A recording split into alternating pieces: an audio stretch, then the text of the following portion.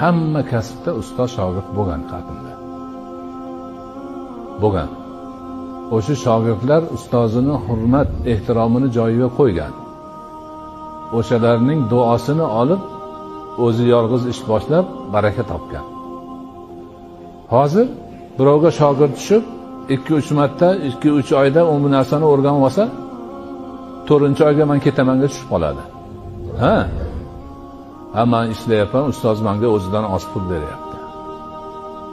Uni o'rniga o'zim borib qilsam, ustozinikini ham o'zim olaman, o'zimnikini ham o'zim olaman deydi. Boradi, qiladi, hali o'rganmagan narsasi yana yo'lga chiqsa, ro'parasiga chiqsa, tamom bilmay turaveradi nima qilishini. Ozgina chidab yurganda ustoz buni ham unga o'rgatib qo'yar edi. Uni qilmaydi.